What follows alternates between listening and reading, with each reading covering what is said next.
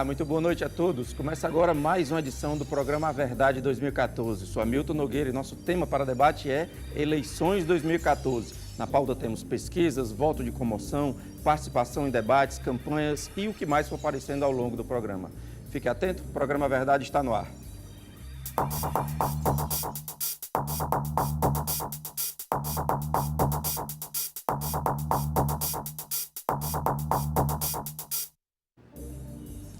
Olá, estamos no ar agora em definitivo, falando hoje sobre eleições de 2014, mais uma vez eleições de 2014. Na pauta temos pesquisas, voto de comoção, participação em debates, campanha e o que forem os convidados e vocês estão em casa forem sugerindo, a gente também vai desenvolvendo. Você participa por meio do telefone 3486-1721 ou pelo Twitter Hamilton Nog. Participe ao vivo nesta terça-feira. Lembrando que sempre às sextas e aos domingos, a partir das 23 horas, você vai estar conferindo as nossas reprises. Peço desculpa por termos entrado com 10 minutos de atraso, mas vamos tentar compensar isso logo no final do programa. Pois bem, além de você que participa aí de casa, conosco aqui no estúdio estão hoje Arnaldo Santos, voltando ao programa. O Arnaldo é jornalista e cientista político. Conosco também o colega aqui da casa, Alfredo Marques, que é advogado, além de ser apresentador do programa Da Hora. E Rosa da Fonseca, que é integrante do movimento Crítica Radical. Senhores, Rosa, muito prazer recebê-los. Muito obrigado por terem aceito o nosso convite e estarem aqui conosco hoje. Eu queria começar com o Arnaldo falando sobre uma declaração hoje do senador Cacildo Maldaner, na tribuna do Senado, viu, Arnaldo? Ele disse o seguinte: ele chamou esse período de primavera eleitoral. Ele falou da dificuldade de se eleger, de se trabalhar 7 mil candidaturas às 513 vagas da Câmara dos Deputados e quase 17 mil disputando as assembleias estaduais. Eu gostaria de saber de você se a campanha reflete os seus anseios de exposição de política, de proposta. O que você está achando da campanha? Bom, boa noite a você, os telespectadores. Eu começo discordando da metáfora usada pelo senador quando chamou esse período de primavera. A primavera é uma das estações mais bonitas que a gente tem hoje. E a política, lamentavelmente, não apresenta, pelo menos do meu ponto de vista, nada de bonito, nada de interessante. A começar pelo vazio de propostas e de ideias.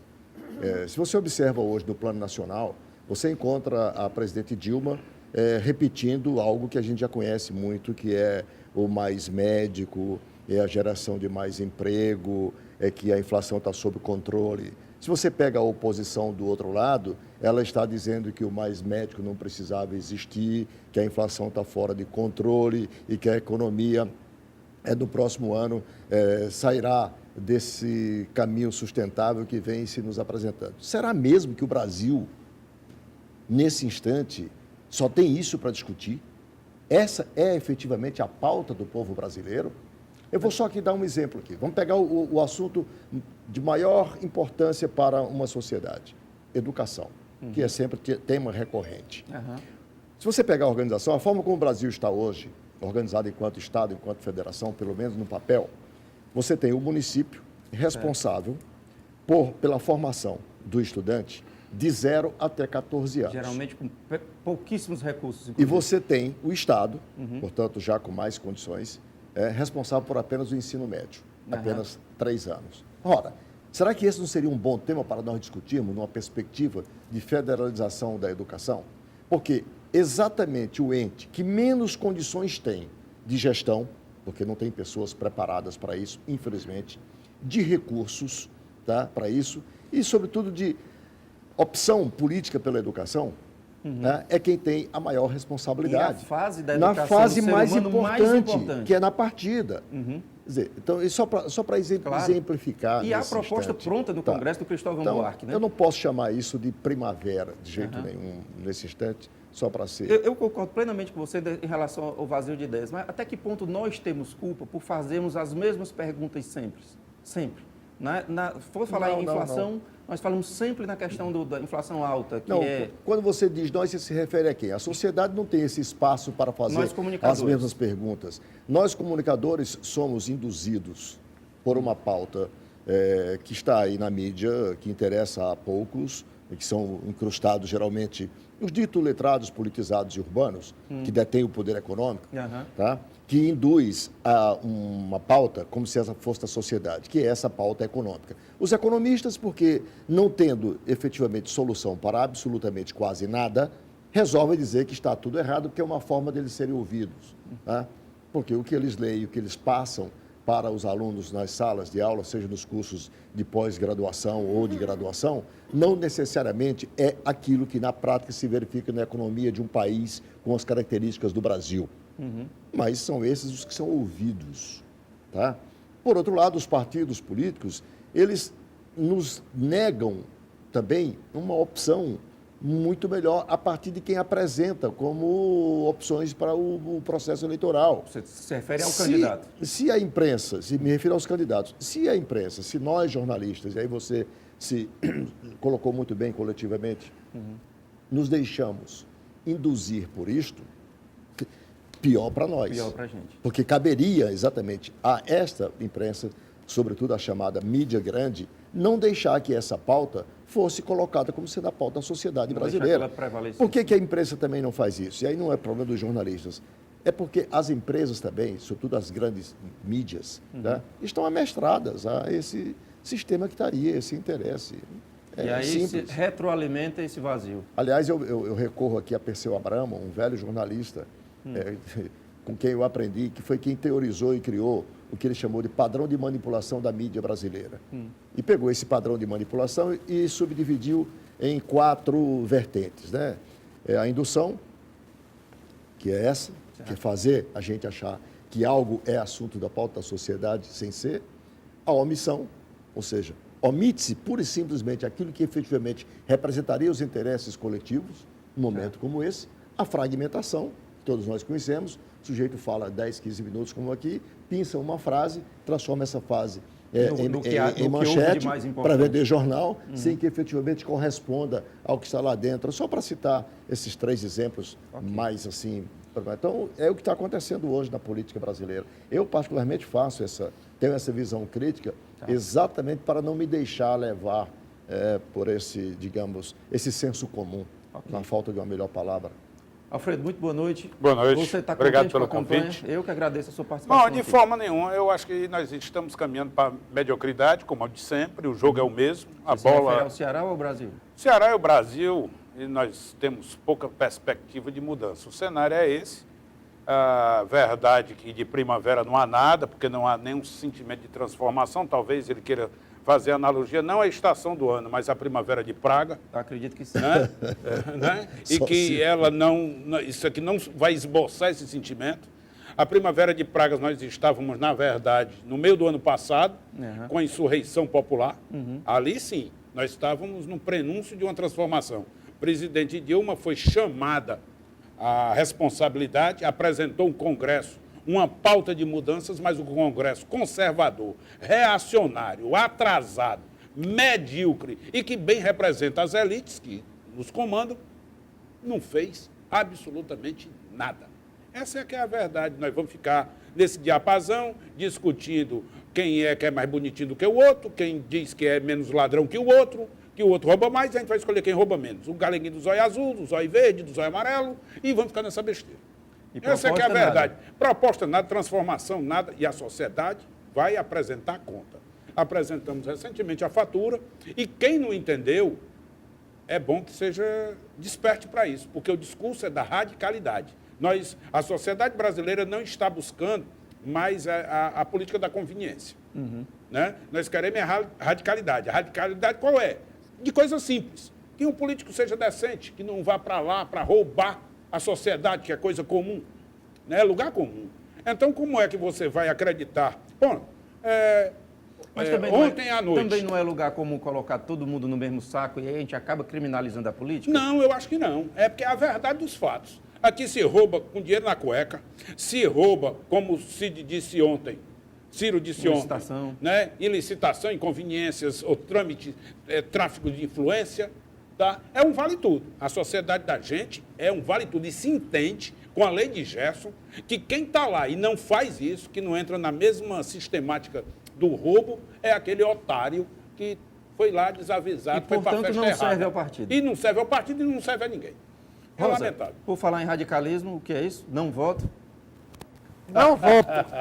O fracasso da política está à mostra, o projeto alternativo é a nossa resposta. E que projeto alternativo é esse? Antes de mais nada, boa noite, Boa agradecendo noite. o convite, né? Nós que agradecemos a sua presença. Pronto. Antes de entrar no projeto alternativo, eu quero dizer que, ainda pegando o gancho com a sua pergunta, eu acho que a figura aí talvez tenha se Rosa, referido também. tente esse microfone aqui, por favor, se você puder recomeçar. Pronto. Então, Vamos lá. boa noite e agradecendo a oportunidade de estar participando desse debate, não é? Não. Então, antes de entrar no projeto alternativo, eu quero fazer referência à primeira pergunta que você fez. E lembrando que tem a outra Primavera Árabe. utilização da primavera, que é a Primavera Árabe. Né? Certo. E nós do Crítica Radical, temos chamado a atenção justamente para o fato de que esses movimentos, seja o Occupy Wall Street, seja os indignados da Espanha e da Europa, de outros países da Europa, seja a chamada Primavera Árabe, na verdade, não representaram movimentos de efetiva mudança, transformação da sociedade, justamente porque não fazem a crítica, digamos assim, à essência dessa sociedade em colapso, que é exatamente o moderno sistema patriarcal produtor de mercadorias, o sistema capitalista, que, nesse momento, enfrenta a crise do seu limite, na nossa concepção, né? Quer dizer, há um limite histórico, há uma fronteira histórica do sistema capitalista, exatamente em função da microeletrônica, né? Que deu origem a um processo de paralisia da valorização do valor, portanto, há uma crise de dessubstancialização do capital. E o fato de não se fazer essa crítica a essa lógica e se propor uma alternativa efetiva ao sistema, está levando a essa situação que nós estamos vendo no mundo todo e que a política, que na origem Mas do a solução capitalismo... seria, então, não votar para quebrar essa lógica? Não só não votar. O que mais? Nós estamos já há mais de 10 anos nessa proposta do não voto, só que esse ano nós estamos dentro dessa linha de reflexão da sociedade, que a própria sociedade, em função da falta de resposta da política, da falência da modelo. política, do modelo e da falta de resposta, a gente sente que há uma disposição muito maior da população para não votar. E não votar, e não Olha, legitimar esse processo. Deixa eu só falar aqui um comentário da Sandra Regina, que ela postou aqui uma arte dizendo o seguinte: voto nulo não anula a eleição, voto nulo anula o eleitor. Você concorda? Concordam? Não, eu acho que voto nulo, ele termina legitimando a eleição. Por isso que eu defendo o não voto, é nem ir lá, é se abster. Certo? Ao contrário, eu acho que o que anula a pessoa humana é exatamente o voto. Por quê? Porque você transmite para alguém a sua capacidade de decisão, você transmite para alguém o poder de decidir sobre a sua vida, sobre a vida das pessoas. Que é a base da democracia representativa. Exatamente. Então, na verdade, você está questionando o modelo democracia representativa. Sem dúvida. O modelo econômico, né, o sistema e o modelo político que corresponde a esse sistema. Deixa eu ouvir, então, a opinião do Arnaldo. Mas deixa eu só então, quando você perguntou sobre o vamos projeto alternativo... mas deixa eu só ouvir a opinião dele a respeito dessa questão do não voto e da democracia representativa e volto para você com um novo modelo. Arnaldo, por favor. É evidente que, em sã consciência, eu não posso concordar com a opinião da Rosa da Fonseca e achar que você vai fazer qualquer transformação da sociedade, daquilo que está ruim, através do não voto. Eu acho que a questão não é não votar, a questão é qualificar o voto. Na medida que você qualifica o voto, você força necessariamente que os políticos se qualifiquem, que os partidos tenham a responsabilidade de apresentar opções para a sociedade já previamente, tendo obedecido a alguns critérios. Imagine só, o Brasil teve que aprovar recentemente a lei da ficha limpa. Uhum. Convenhamos, uma sociedade que precisa ter uma lei de ficha limpa para que se possa, então, tentar melhorar a representatividade política, Isso, para mim, é um sinônimo de atraso. E por que esse atraso? Por conta dessa desqualificação do voto a que eu me referi ainda há pouco. Porque a primeira ficha limpa deveria ser avaliada pela instância partidária.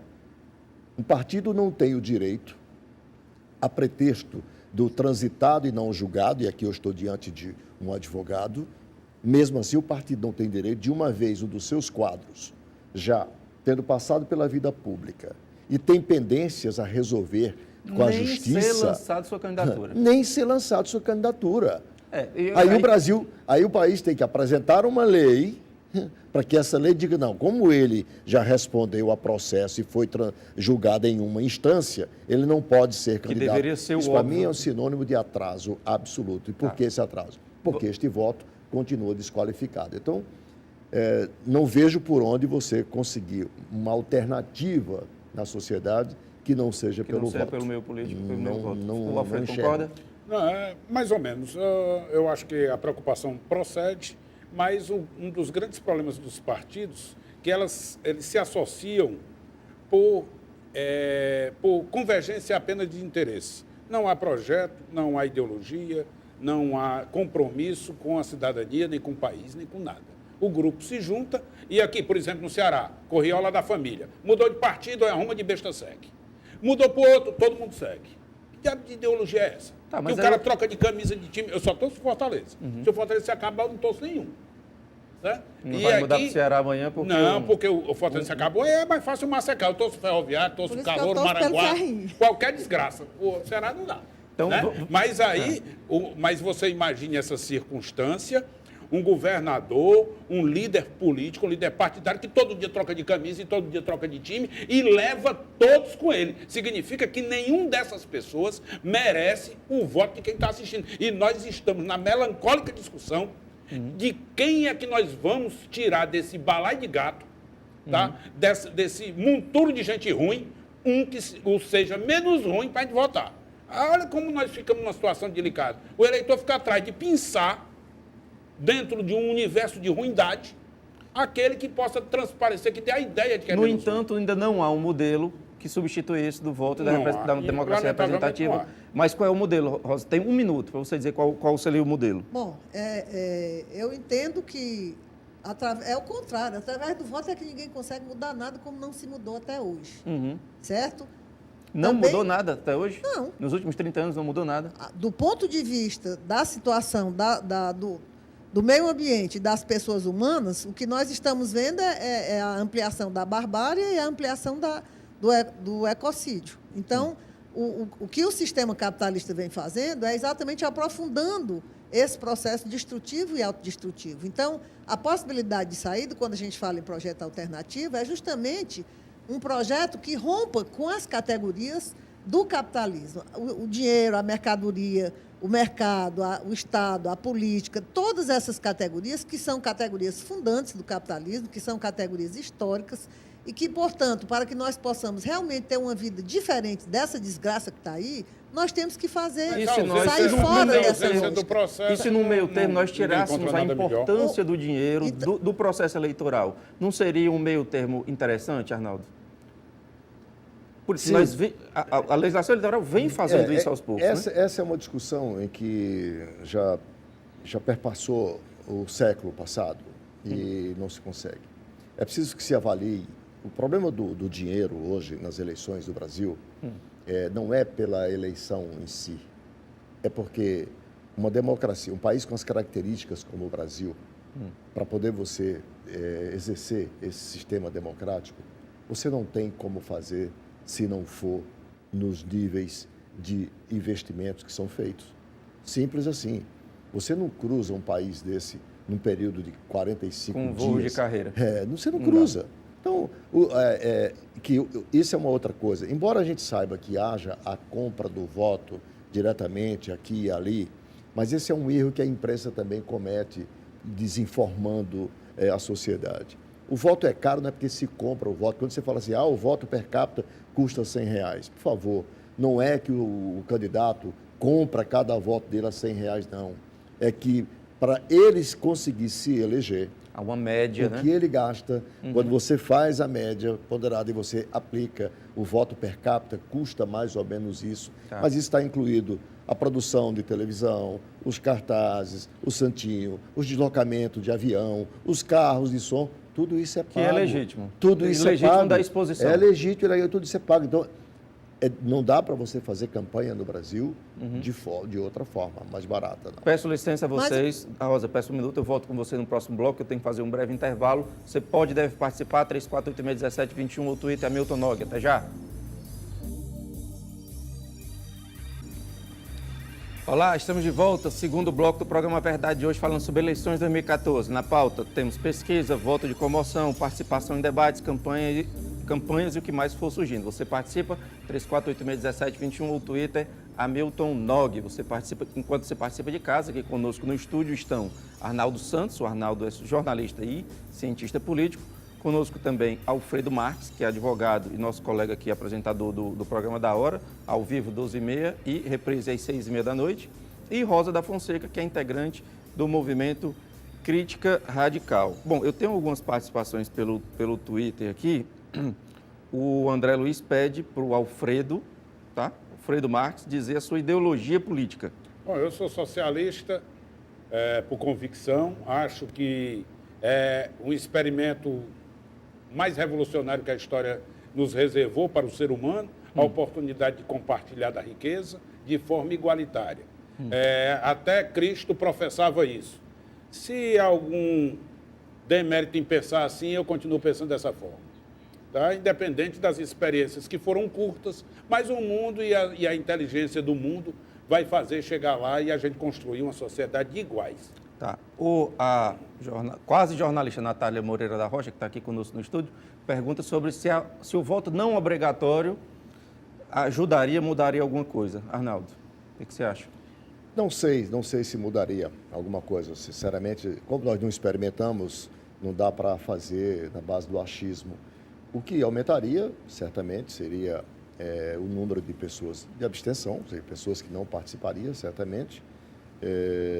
E talvez, tem uma coisa aí que eu admito, é muito provável que você iniciasse aí um processo de qualificação desse voto, porque só iria votar aquele que efetivamente tivesse interesse naquele processo. Com interesse naquele processo, Então, já que o legado da política hoje não é bom, é malsã para ser educado com o telespectador, e há uma vontade muito grande das pessoas não participarem, a crítica generalizada, é muito provável que esse voto espontâneo, ele, num primeiro momento, teria aí uma abstenção muito grande, muito provavelmente superior aos 50%. Hoje você tem uma taxa de abstenção que gira em torno de 15% a 18%, historicamente.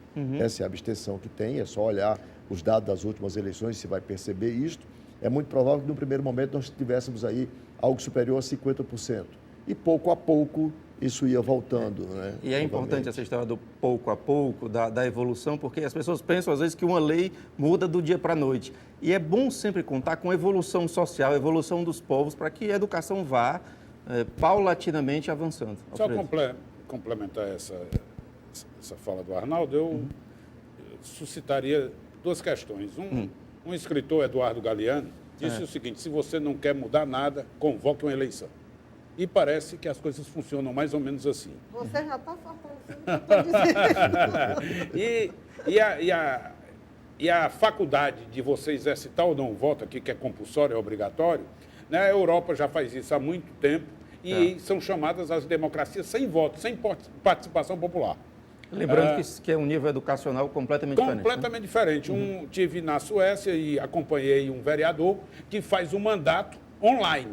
Ele manda para os colegas dele senha para votarem e o que o coletivo decidir, ele vai lá e vota. Na Câmara de Vereadores em Estocolmo. Resumo. Diz que a participação bem pequenininha. Dos membros do partido dele que apoiam a iniciativa, que é online. É preciso que nós expliquemos. Precisa ter estímulo. É preciso que expliquemos também a razão desse voto obrigatório. Nós passamos aí quase 24 anos, 25 anos de regime de exceção, portanto, sem eleições. Com a redemocratização, evidentemente, nós estávamos não só politicamente ignorantes, completamente afastados do processo. Então, era normal que houvesse uma legislação que obrigasse a que a cidadania política passasse a ser exercitada. Por efeito didático, né? Isto. Passados 25 anos de democracia, que já é o maior período na história da República Brasileira, nunca se teve um período tão longevo como esse de democracia, é de se admitir que nós já temos uma cultura política um tanto quanto evoluída, que é provável que o voto espontâneo pudesse iniciar o processo de revelar a cidadania, o grau de cidadania política. E espero que essa democracia continue por muito tempo. Temos uma primeira ligação da noite. Alô, boa noite. Boa noite. Seu nome, por favor? Bem-vinda, Sá, de São Gerardo. Perdão, seu nome? Bem-vinda. Bem-vinda. Bem-vinda. Você tem pergunta ou você tem comentário para a gente? Prazer falar com você. Seria um comentário e uma pergunta juntamente. Fique à vontade. Agradecer ao jornalismo muito bom e sério da TV União. Nós que agradecemos sua participação. Isso, que tem coragem de abordar esses temas. Eu sou cadeirante. Tá. Eu fico muito triste no dia, sou obrigada a ter que votar. Certo. E a gente não tem o direito de ir e vir, acessibilidade propriamente dita, né? Entendo perfeitamente. E geralmente eu estou aí com essa questão da liberdade do voto, né? Que isso viesse a funcionar no Brasil. Eu agradeceria demais. Então eu prefiro pagar a multa, mesmo tendo que gastar mais. Pela dificuldade de chegar até a urna, é isso? Correto. Mesmo o TRE providenciando um formulário para a gente preencher, mas que não funciona. Entendi. Entendeu? E você tem uma pergunta, bem-vinda para a gente? Isso. Como que... Aí tem advogados, né? O que fazer, né? O que vocês poderiam me ajudar e ajudar o segmento de deficientes de uma forma geral a ter essa liberdade de não ir votar por conta desse direito. Interessantíssimo. Bem-vindo, agradeço demais a sua participação, fico muito feliz com a sua ligação, ligue sempre que puder e quiser. O que ela coloca é pertinente, porque da mesma forma que o voto aos 16 anos é facultativo, e aos 70, poder-se-ia pensar, já que o Brasil é um país e que não está preparado para essa acessibilidade das pessoas, poder-se-ia pensar, uma boa sugestão para algum deputado apresentar no Congresso Nacional um projeto. Aliás, nem precisa de projeto de lei, acho que uma resolução do próprio Tribunal Superior Eleitoral resolveria, talvez resolva. tornando facultativo o voto das pessoas portadoras de necessidades especiais. Sim, Rosa? É uma boa sugestão. O que eu queria dizer é que eu acho que isso também não resolve a questão. Por exemplo, o Arnaldo fez referência à história do que é gasto em eleição. A gente sabe que existe realmente compra de voto. Certo. Não só no interior, mas na capital, que antigamente se falava em redutos, em currais eleitorais. Hoje em dia, em roda de pessoas de partido, se fala em corretagem eleitoral. Quer dizer, quem negocia os votos, a gente sabe que isso existe. Então, além dessa questão da divulgação dos candidatos, que na verdade é a divulgação dos candidatos, não é divulgação de proposta, porque não tem proposta, né? Existe mesmo a corrupção deslavada nesse processo eleitoral. Então, com todo respeito ao que a companheira colocou, eu acho que é um absurdo, achei outro absurdo também dizer que saiu da ditadura, então tinha que obrigar as pessoas a votarem para que diabo de democracia é essa? De obrigar as pessoas, para ser democracia, tem que obrigar as pessoas a votar? Isso é uma aberração. Agora, não sendo obrigatório o voto, também não resolve. Porque o que nós estamos vendo é que em todos os países do mundo, onde existe essa chamada democracia mais avançada, Estados Unidos e Europa, como é que está a situação dos Estados Unidos e da Europa? Há uma crise que não é... Isso é que precisa ficar claro. Mas vamos falar nessa questão da compra do voto. Eu não acredito que ninguém aqui nesse estúdio venda o voto.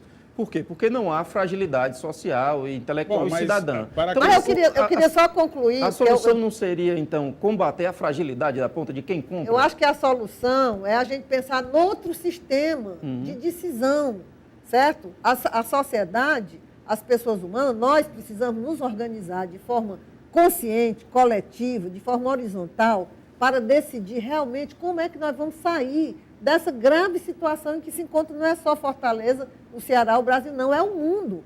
Então, se você levar em conta a situação nos Estados Unidos, na Europa, no Oriente Médio, em todo canto, entra partido, sai partido, tal da direita, elege da esquerda, fica tudo a mesma situação. Nós estamos confundindo aqui crise de capitalismo com crise de voto. Mas é porque tem tudo a ver. Por tem a ver, que as mas são pessoas soluções não querem distintas, votar? Porque não tem resposta. Dentro desse sistema, a política não tem como responder. Okay, a educação, a saúde. Então, eu queria só concluir dizendo, você perguntou sobre o projeto alternativo, né? Então é importante falar sobre isso. Quando nós falamos em projeto alternativo, um projeto alternativo de sociedade, que não seja efetivamente essa loucura que consiste em se produzir os bens necessários à vida, numa relação com a natureza e entre as pessoas humanas, que não seja mediada pelo dinheiro. E quem faz a mediação? Seria exatamente a relação entre as pessoas e não o dinheiro, porque o grande problema do capitalismo... Isso já funciona em algum lugar? Nós estamos iniciando uma experiência aqui em Fortaleza, né? Adquirindo um espaço que nós estamos chamando do Sítio Brotão da Emancipação, onde já existe, inclusive, uma equipe que está iniciando essa atividade lá mesmo, inclusive eu estou fazendo parte dessa equipe. Um dos integrantes deu o sítio?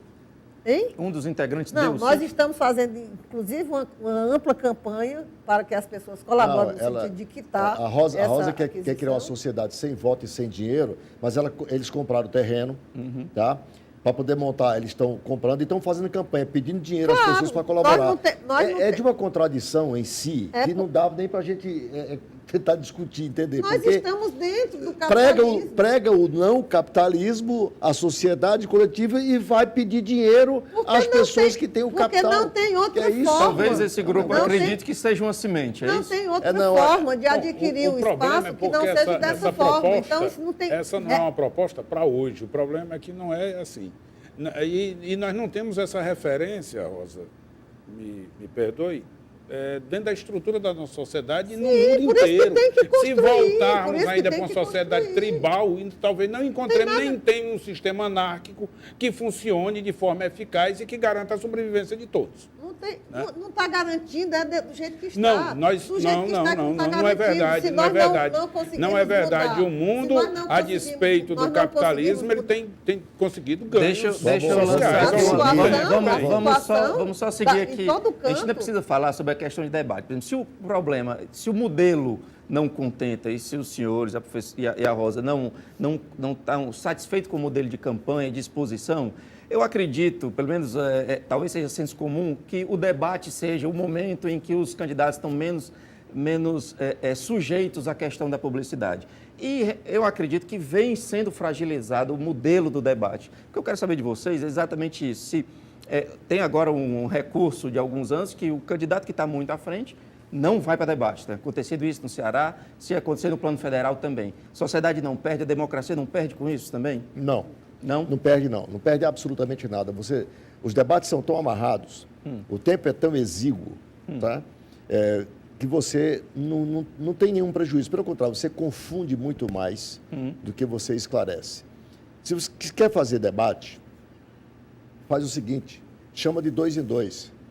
Dá os temas livres, sem amarração, quer dizer, do tempo que tem de 1 minuto, de 2, e aí deixa eles debaterem entre eles, você fica só mediando e tal. Esse debate com 6, 8 candidatos, 30 segundos para perguntar, 1 minuto para responder, 30 segundos para tréplica, 30 segundos para réplica. Se esgotou isso não existe, isso é bobagem. Bom, mas acho que a discussão é a forma da gente separar o joio do trigo. Se você trouxer aqui para a televisão os candidatos individualmente, durante 1 hora, com perguntas fundamentadas, com dados, o bloco de economia, vamos levantar quais são os problemas da economia, e você perguntar para ele, o bloco de proposta é muito mais proveitoso.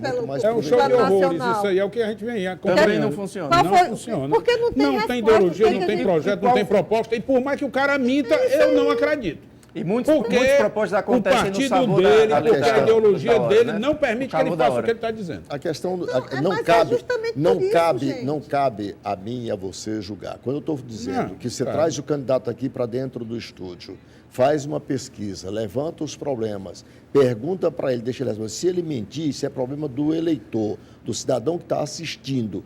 Aí ele cabe avaliar se aquilo é utópico, se aquilo é nós mentira. criamos modelos. Essas entrevistas estão acontecendo me aí permita, no plano olha, nacional. Perde um tempo enorme insistindo.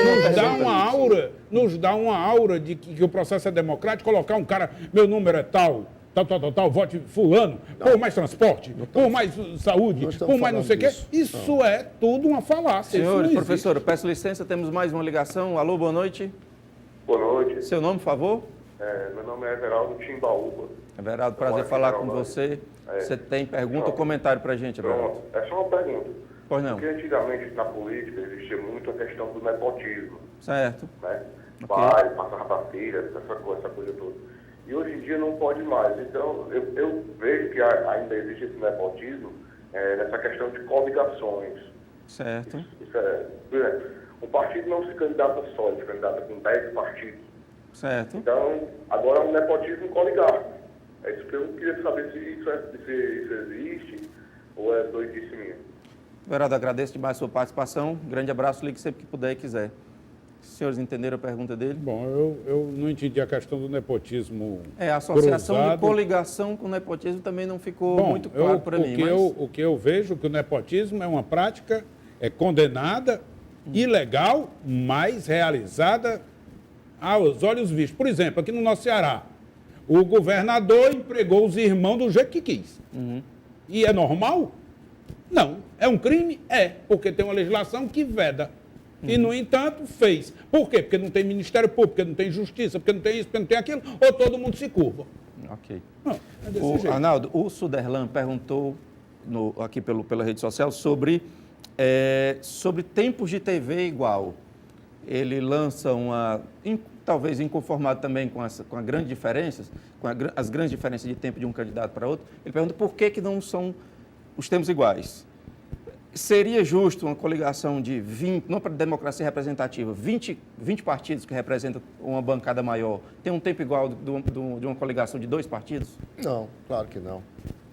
Você pode julgar que seja desigual, prejudica mais a uma ou outra, mas na democracia o princípio é esse, a maioria, quer dizer, delibera, e se você junta 10 partidos e soma 1 minuto de tempo de cada um, é claro que 1 mais 1, 10 vai ser 10. Em teoria, eles representam mais brasileiros, não é isso? Claro, tem mais. Agora, em que condições que eles representam? Tanto é que o critério está exatamente definido pela representação na Câmara Federal, entendeu? Ou seja, é o número de deputados com o número de votos que cada um obteve. Nem o Senado entra, é a Câmara, porque é a representação. Rosa, você falou sobre a representação? Não, eu estava perguntando, porque, gente, é importante a gente ter sempre esse senso crítico de dizer a maioria tem o poder de decisão. Como é que essa maioria foi conquistada? Nós sabemos quais são os mecanismos que são utilizados na política. Aí é outra discussão. Então, o que ele perguntou é se era ou não correto. Mas é porque uma coisa não pode ser... Aí é outra discussão. Não dá para dissociar? Não dá para dissociar. Da mesma forma como não dá para dissociar, você disse, nós estamos confundindo a questão do sistema com a questão da política. O que é a política? Gente, a política é o mecanismo que o sistema capitalista tem para administrar o sistema. Na crise do colapso do sistema, que não tem mais perspectiva, está aí a crise desde 2008 no mundo todo e não tem perspectiva de saída dentro dessa lógica, o que os partidos, independente de coloração ideológica ou divisão política, estão fazendo? É administrando a crise de forma restritiva e repressiva.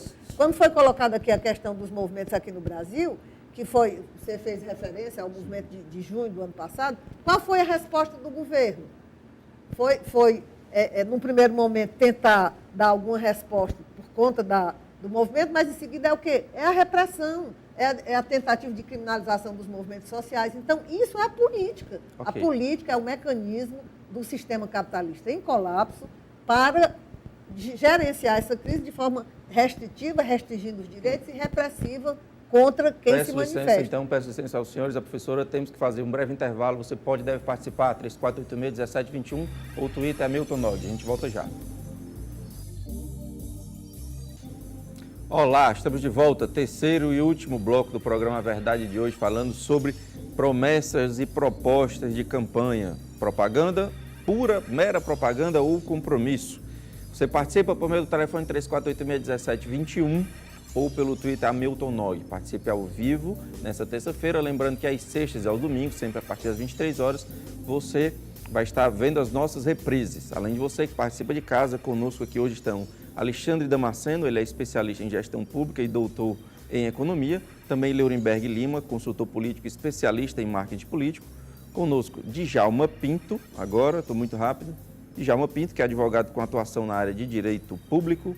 Ismael Aragão, advogado eleitoral. Alexandre, o que mudar? A gente já sabe o que não é bom. Talvez não tenha mecanismo para detectar ainda, mas já é bom, já dá para ficar acordado de que vamos resolver o problema da educação. Não é assim que se diz? O que mudar? Sem uma reforma política consistente, como a gente já debateu algumas vezes, as ferramentas que nos sobram são muito poucas e todas elas, mesmo assim, dependem de regulação, né? Seja por lei, seja por decreto, seja por que ferramenta for.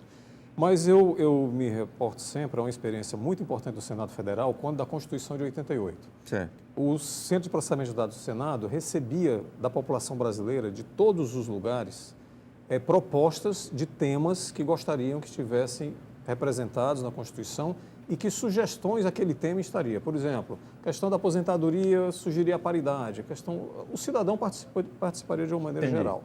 O que é que eu estou querendo dizer com isso? Que previamente à eleição, o poder público, no caso o legislativo estadual e o executivo estadual, agora poderia ter o mecanismo, ou o próprio TRE ou o TSE, de coletar da população, e ferramentas não faltam para isso, como a internet, o que está afligindo a população.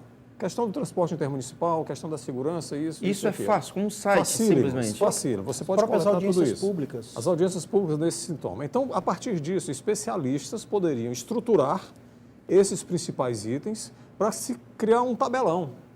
Então, olha, sobre segurança, a população quer saber isso. Como é que vai ser a contratação de efetivo, capacitação, distribuição... Quantos ao longo dos 4 anos? Isso. E a pessoa que vai estudar o orçamento para fazer. Exatamente. Então, na saúde, como é que vai ser a questão dos hospitais regionais, dos postos de saúde, fila de cirurgia, etc, etc. Então, cada candidato deveria, de posse dessa tabela, se manifestar, e aí entra naquela questão da ferramenta que eu falei.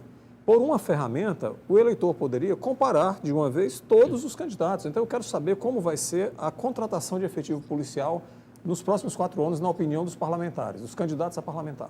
Então, você teria, olha, o candidato a deputado estadual fulano diz isso, o Beltrano diz isso, o outro diz isso e assim por diante. Então, você começaria a perceber que tem determinados candidatos que não têm aquele conteúdo, que não teriam condições de apresentar uma proposta significativa para aquilo. A pessoa da comunicação tem o poder de não impor, mas sugerir isso ao candidato? Poderia ser feito. E isso seria bem recebido? Você acha que seria? Por parte do candidato? Sim. Talvez, às vezes eles até recebem bem. Estou tentando aqui fugir da legislação, que a gente sabe que é demorado demais. Tá entendendo?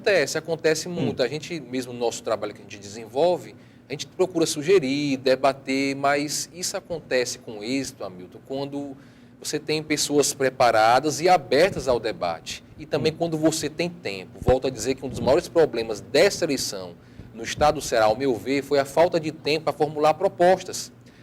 Praticamente todos os candidatos foram tirados do colete na véspera da convenção. E como você debateu uma proposta? Como foi construído esse projeto? Olha, não teve projeto, não existiu projeto. O André Luiz Ferraz fala aqui por Twitter que uma boa ferramenta é transformar o crime de um político em crime hediondo, inafiançável e imprescritível. Ele não vai ser julgado nunca. Não vão ser julgados. O professor Djalma já disse, o judiciário não colabora. Ele ainda disse que o doutor Djalma Pinto tem que participar do programa toda terça-feira. Obrigado. E agora porque tem muito a nos ensinar. Aprender também. Olha, nós temos que pensar sempre assim. Qual é o critério para o cidadão ser um candidato? A mulher dele quer que ele vai votar nele, às vezes nem a mulher vai votar que conhece o cara e sabe que ele não tem aptidão para conduzir o destino do Estado. Não, mas ele é o dono do partido, aí ele vai ser candidato. Então, nós temos que, inclusive, também, diante desse quadro trágico, de que o eleitor ele não tem condição nenhuma de interferir em quem o partido vai colocar para ser o seu representante. Aí o que acontece? Chega um ponto que o eleitor diz, rapaz, eu vou ter que votar no ele, eu não vou votar. Porque ele não se sente representado por nenhum daqueles candidatos. E à medida que ele se afasta da política, é pior para a política, porque menos gente olha. Mas aí, como é que nós podemos resolver isso? Criando a condição, uma emenda constitucional, para permitir as candidaturas avulsas, que o cidadão não fique refém do partido. Senador Cristóvão Buarque bate sempre nessa tecla. Agora, depender do Congresso é difícil. Maio. Complicado. A gente tem que ter noção, basicamente, principalmente aqui no Ceará, que a gente mora num estado extremamente pobre. Muito embora não pareça, mas a gente mora num estado pobre. E as dificuldades de se governar são muitas, tamanhas. Os desafios são enormes. Às vezes você pode até ter dinheiro em caixa, como, por exemplo, construir 2 grandes hospitais regionais. Foram construídos 2 grandes hospitais regionais, por sinal, belíssimos. Agora, e o material humano? Cadê os médicos para trabalharem nesses hospitais? Aí o governo do estado é obrigado a pegar um avião, levar médico de Fortaleza para Sobral, porque não tem médico suficiente nesses hospitais. Então, as promessas, elas têm que ter realmente esse pé no chão. É execuível? Dá para fazer? A gente tem dinheiro? Tem material humano? Eu vou dobrar o efetivo da Polícia Militar. Com que dinheiro? Com que dinheiro? Primeiro, para pagar o policial bem. Vai tirar de onde, né? E segundo, você tem candidatos qualificados? O que a gente tem visto, realmente houve um aumento de efetivo, mas o que a gente vê na rua são muitos policiais despreparados. Senhores, eu peço licença, temos mais uma ligação. Alô, boa noite. Boa noite. Seu nome, por favor? É Rubens. Rubens, é prazer falar com você, Rubens. Você tem pergunta ou comentário para a gente? Eu queria fazer um comentário sobre Fique à vontade. o debate que está sendo, debate muito proveitoso, né, muito esclarecedor. Agradeço. O pessoal que está na mesa aí são realmente capacitados. Eu queria só dizer que assim, é complicado a questão política, porque quando o político ele se elege, né, nomeia os seus secretários, mas não na base do conhecimento técnico, né, mas sim na indicação política de parentes. Bem lembrado, muito bem lembrado. De político, né, como é que vai funcionar efetivamente a máquina, né? E também tem outra questão também do patrocínio de campanha política, né? Muitas vezes essas empresas que financiam a campanha política têm a partida depois que o eleitor, que o político é eleito, Rubens, agradeço mais a sua participação, muito obrigado e muito boa noite. A propósito dessa proposta aí do Rubens, era o seguinte, cada eleitor devia exigir do candidato qual é o critério que o senhor vai nomear o secretário de Educação, o secretário de Saúde. Ou exigir que não haja nenhum tipo de pagamento. Você vai criar secretarias para garantir emprego de político? Alexandre. É exatamente essa questão, Djalma, que eu colocava, de o que o eleitor quer ouvir. Né? Por exemplo, será que algum candidato a governador teria coragem de dizer o seguinte, que só vai colocar em secretarias, como secretários de governo, servidores públicos de carreira? Será que alguém teria essa coragem? Técnicos, provavelmente capacitados. Provavelmente e qual a consequência disso? Será que... Provavelmente não tem por quê? Porque já se sabe que os secretários serão prioritariamente utilizados para poder compor as forças partidárias. Aí você perguntou, tem gente capacitada para isso? Eu acredito que sim, claro, e muito. Porque todas as secretarias são movidas pelos seus servidores de carreira. Não chega ninguém de Marte nem de Vênus aqui para tocar uma secretaria. Então, o que você vê normalmente é um secretário que foi colocado lá, e jabuti em cima do poste, né? Ou foi enchente ou mão de gente, não tem essa história. Então, foi colocado lá para tanger, de certa forma, o rebanho, atender a interesses políticos, que nós vemos isso, de nomeação, de flexibilização disso e daquilo, e não gere a secretaria, não gere a entidade, seja ela autarquia, seja ela de que natureza for, indo a administração por buraco por conta desse loteamento político que é feito. Ainda diz que é a porteira fechada, né? Ainda tem a história da porteira fechada. Tem a porteira fechada. Só o que tem aqui no Ceará. Esse é o típico item vamos explicar que o que é isso? Vamos explicar aqui, por favor. A porteira fechada é quando entrega para um partido ou para uma liderança um órgão que ele faz lá dentro o que ele quiser. Se quiser bem entender. Casa e batiza, pinta e borda lá dentro da maneira como quiser, sem respeito a qualquer tipo de critério, qualquer tipo de norma. Preenche os cargos todos a bel prazer. Normalmente com parentes ou com apadrinhados, né? A ponto da gente ter aqui no Ceará uma indústria de deputados estaduais que se elegem e no outro dia vão para o governo. Ficam no governo, quando falta 6 meses para a eleição, sai do governo, volta para a Assembleia, faz aquela campanha que já utilizou-se da máquina estadual para poder fortalecer suas bases no interior, né? Passa aquela campanha, saiu, volta para a secretaria. No outro ano, reeleito, outra secretaria. Isso em todas as esferas. Ministério também, almejando provavelmente ser governador do seu estado, isso também é muito da mesma maneira. Isso também o eleitor devia exigir. Você vai ser candidato a deputado, vou votar em você, mas você vai ter que ficar como deputado. Você não vai ser ministro, você não conhece a área. Por exemplo, ministro das Minas e Energia. E se trocar, não vota mais. Pois é, e o que é que o ministro Lobão entende de energia? Então pode causar um dano irreparável para a população a longo prazo. Isso aí se chama reforma gerencial do Estado, a partir do princípio da meritocracia. O Ismael quer comentar? Ou mesmo no executivo, né, você vota para determinado governador, ele não fica até o final do mandato, o prefeito também, que não conclui o mandato. Isso é prejudicial, tanto para a administração quanto para o eleitor. A gente tem que ter muito cuidado nessas eleições, porque essas forças políticas foram montadas, essas coligações foram montadas de última hora. Teve candidato que foi escolhido basicamente em cima do palanque.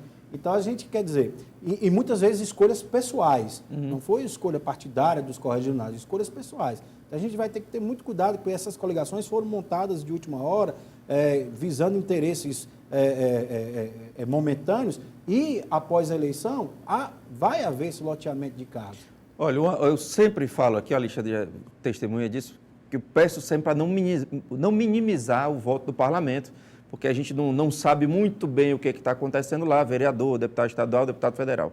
E a minha preocupação, queria compartilhar com os senhores, é o seguinte, porque no Executivo ainda há promessa, cumprida ou não, você tem ali um histórico, basta procurar no Google, você encontra as promessas. No caso dos parlamentos, não tem a figura da promessa, e aí fica um pouco mais difícil, ou tem mecanismos também de acompanhar. Alexandre. Quando tem promessa, Hamilton, geralmente são aquelas coisas estapafúrdias, né? Assim, o vereador que promete que vai reduzir a carga de ICMS, quando não está na competência do vereador legislar sobre ICMS, que é um imposto estadual. Só se ele fundar uma monarquia naquele...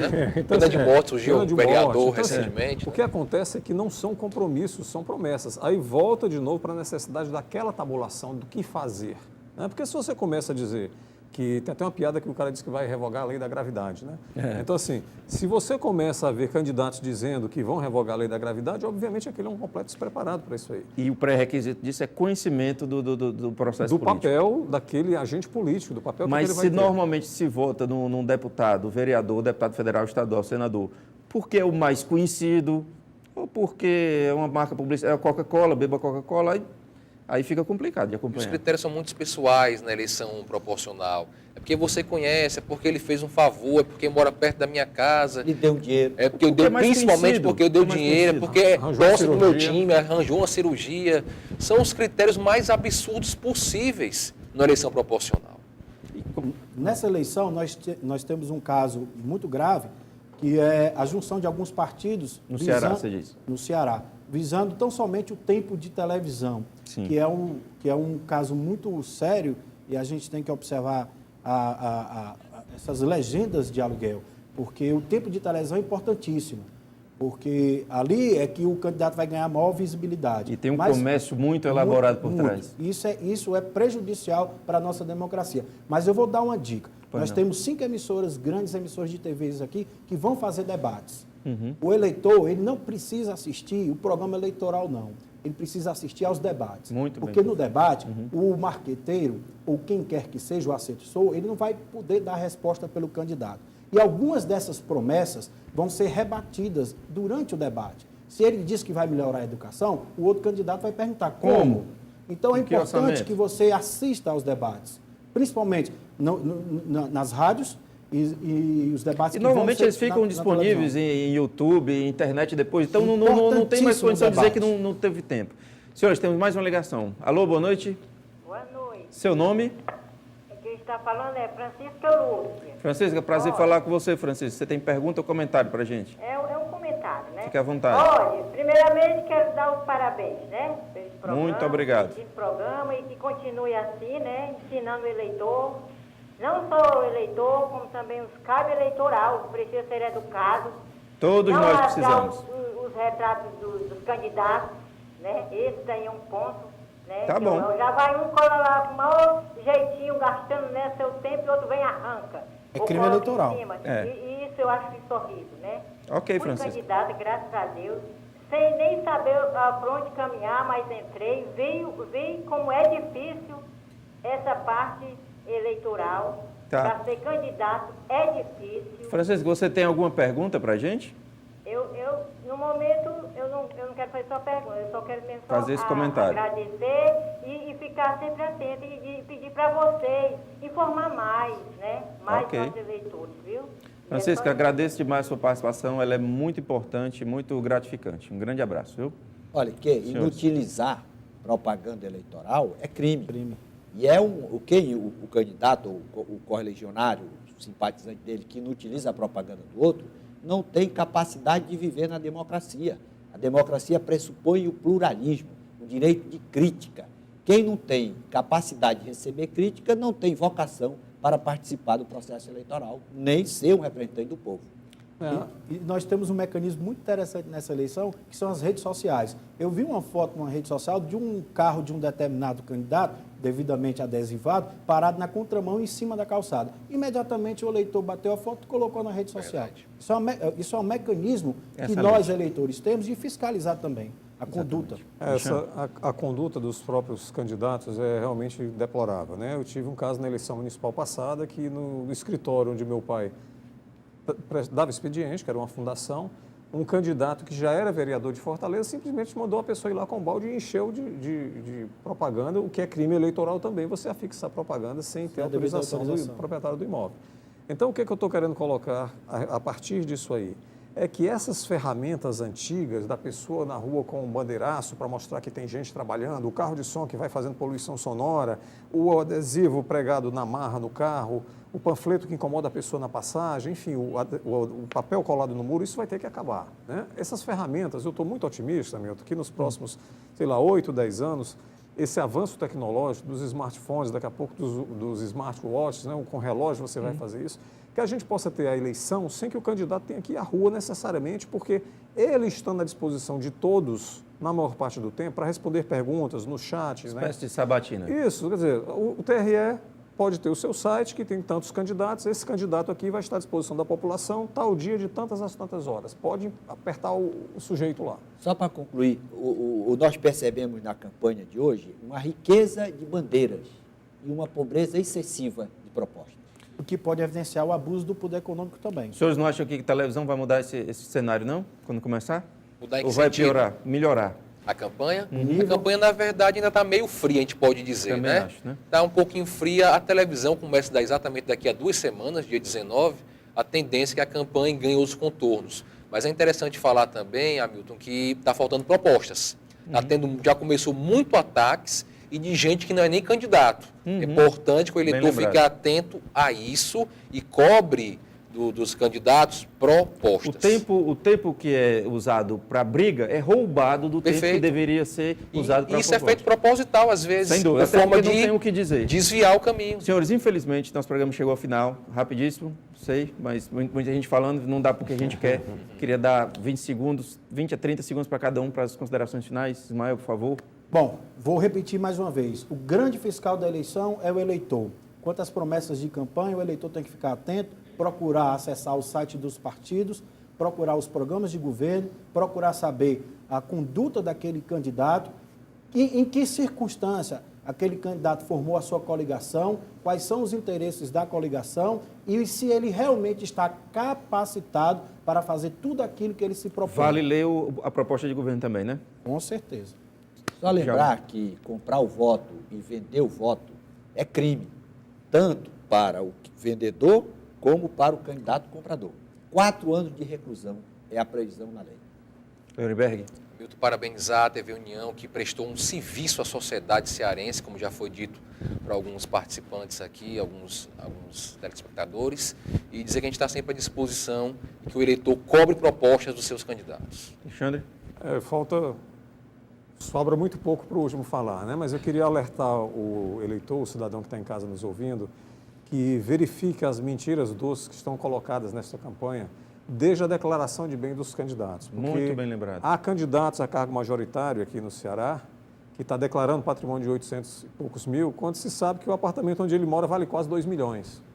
Então, a partir daí, começa uma série de mentiras lastreadas em informações falsas e o cidadão começa a ser, o coitadinho, é o pobrezinho, é o que não tem padrinho, quando na verdade lá não tem falta de dinheiro, não tem falta de padrinho, não tem falta de cabo eleitoral. Então procure saber, converse com seus amigos, com seus vizinhos, com seus filhos, com seus pais, troquem ideias e tentem ao máximo fugir das armadilhas que estão colocadas E fortemente. mesmo que seja uma leitura árida, sem graça, vale ler a proposta de campanha, né? Até para saber que não tem muita coisa lá. Vale ler e vale ir para a internet, botar o nome do cidadão para ver o que ele já fez, onde ele trabalhou, o que ele escreveu, de onde ele veio, o que ele fez, se foi preso, se não foi, se tem processo.